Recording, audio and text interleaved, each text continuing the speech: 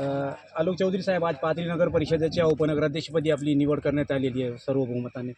काय सांगणार याच्या बाबतीत आपण? नक्कीच मी सर्वप्रथम आमचे शिवसेना मुख्यमंत्री एकनाथ शिंदे साहेब, त्याचबरोबर सन्माननीय श्री भैया खान यांचं मी आभार व्यक्त करतो की त्यांनी मला उपाध्यक्षपदी काम करण्याची संधी दिली आणि या संधीचं निश्चितपणे आम्ही सोनं करू.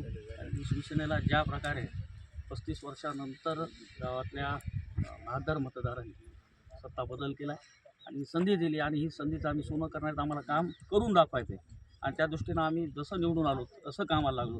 आमचे नगराध्यक्ष आसिफ भैया खान आणि त्याचबरोबर आमचे सर्व नगरसेवक अगदी निवडून आल्याच्या दुसऱ्या दिवशीपासून रोडवरती लोकांच्या समस्या सोडवत आहेत.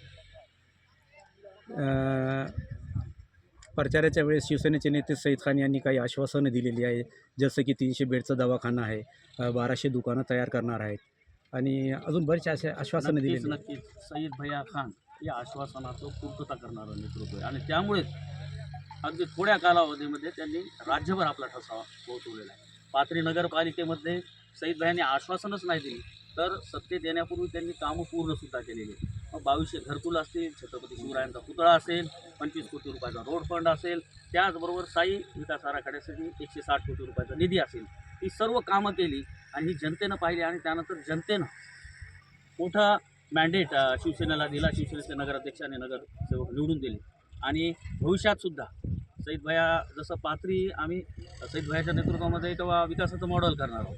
आम्हाला बराच बॅकलॉग अजून बाकी आहे पाथरी शहराला. इतक्या वर्षामध्ये अजूनही पाथरीमध्ये ज्याला बेसिक म्हणतो हा डेव्हलपमेंट झालेला नाही, विकास झालेला नाही. गार्डन नाही, आम्ही गार्डन करू. नाट्यगृह नाही, नाट्यगृह करू. ऑडिटोरियम हॉल करू. या सगळ्या गोष्टी अजूनही राहिलेल्या आहेत. क्रीडा संकुल नाही, ते सुद्धा आम्ही करू.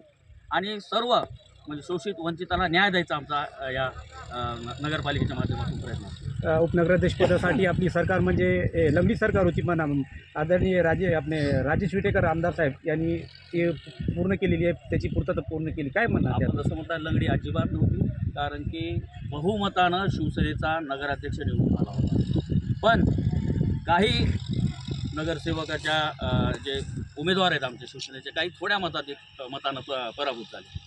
तर शिवसेनेचा नगराध्यक्ष निवडून दिला होता आणि त्यानंतर आमच्या 9 नगरसेवक आले आणि मी या निमित्तानं राजेदादाचे सुद्धा आभार व्यक्त करतो की त्यांनीसुद्धा जनतेचा कॉल पाहून जनतेनं सत्ता परिवर्तन केलं हे लक्षात घेऊन आणि विकासाच्या दृष्टीनं एक स्थिर नगरपालिका असावी या दृष्टीनं आम्हाला त्यांनी मदत केली आणि त्यांच्या मदतीनं आम्ही आता बहुमत मिळून एक चांगल्या प्रकारे आम्ही नगरपालिकेच्या माध्यमातून काम करू. 9 नगरसेवक होते, त्याच्यातून आपलीच एक उपनगराध्यक्षपदी निवड करण्यात आलेली नाही. माझी एकट्याची निवड करण्यात आली.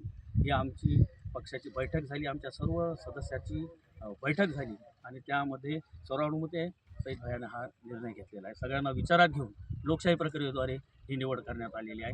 आणि सईद भैयानं मी जसं म्हणत होतो की एक विकासाभिमुख नेतृत्व आहे आणि सईद भैयानं हेच केलं की एक सामाजिक समीकरणसुद्धा बनवण्याचा यामध्ये प्रयत्न केला. या निवडीमागे नगराध्यक्ष हा मुस्लिम समाजाचा होता आणि सामाजिक समीकरण राहिलं पाहिजे म्हणून उपाध्यक्ष हा हिंदू समाजामध्ये द्यायचा, अशी भूमिका सईद भैयाची राहिली आणि त्या दृष्टीने हिंदू समाजाला त्यांनी उपाध्यक्षपद दिलं. मी पुन्हा त्यांचे आभार व्यक्त करतो आणि पाथरीकरांना हेच सांगतो की